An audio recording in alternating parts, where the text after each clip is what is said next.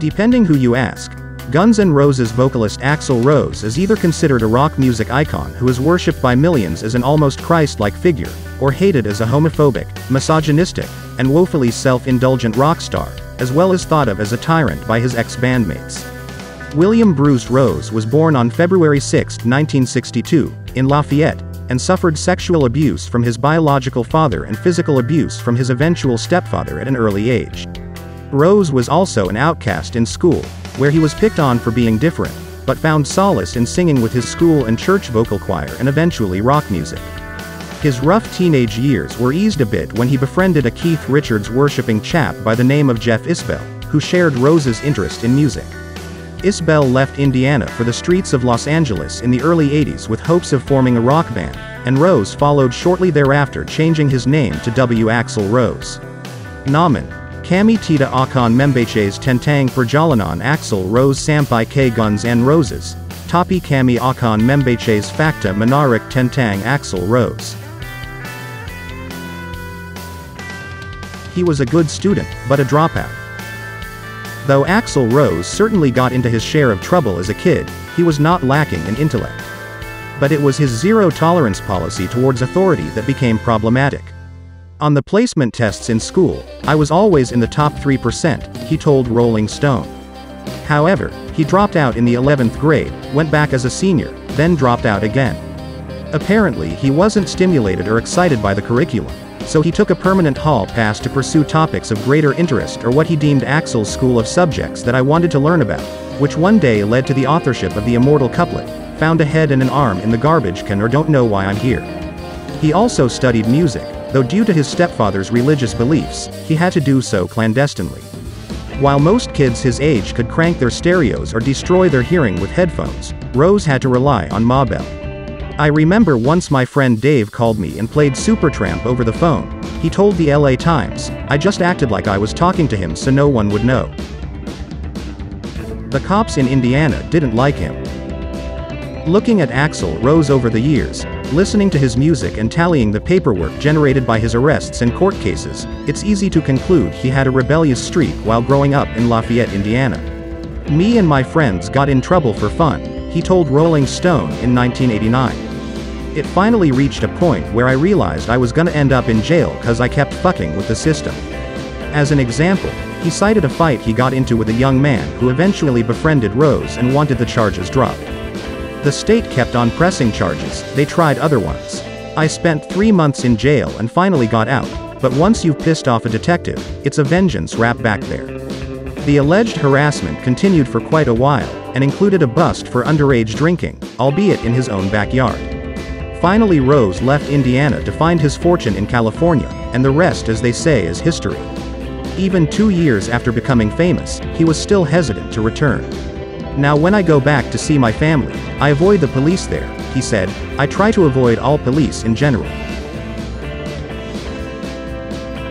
He alleges horrible abuse by his birth father.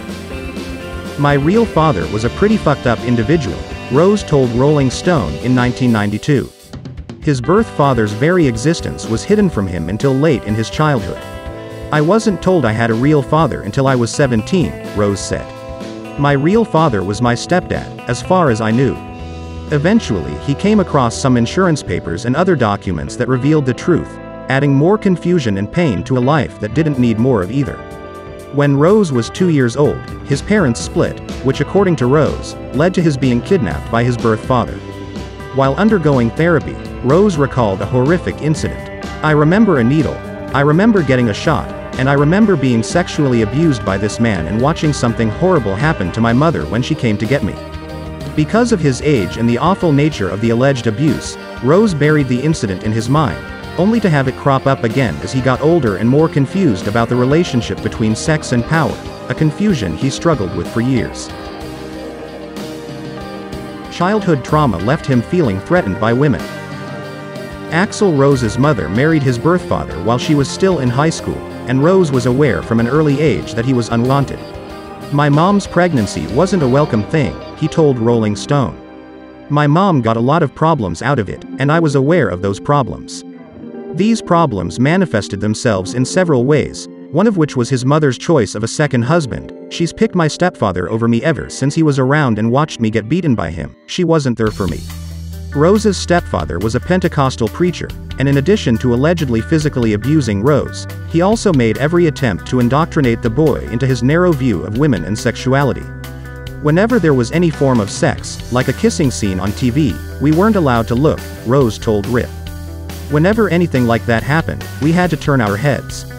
My stepfather had us so brainwashed that we started turning our heads on our own. We scolded each other.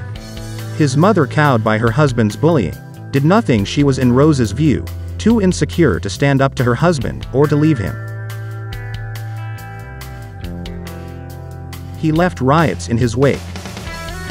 Rose's volatility might have been self-directed in some instances, but the decisions he made either as a result of his anger or disregard for others occasionally had massive consequences. According to Rolling Stone, Rose ended a 1991 St. Louis show early after becoming irate with his security team for not properly dealing with a camera-wielding audience member. Following the tussle in the front row, Rose left the gig, and a riot started not long afterward, resulting in 60 injuries, 16 arrests, and $200,000 in damage to the facility. Similarly, at an August 1992 double bill with Metallica in Montreal, James Hetfield was severely burned in a pyrotechnics accident, cutting their set short. Rose then ended Guns N' Roses' set early, complaining of a sore throat. That set off a riot in which concertgoers, according to the New York Times, smashed stadium windows with an uprooted street lamp, looted a souvenir boutique, burned a sports car and Guns N' Roses t-shirts, and set dozens of small fires. As late as 2003, Rose would simply not show up at scheduled Guns N' Roses shows, causing riots in some venues and leading some promoters to stop booking the band.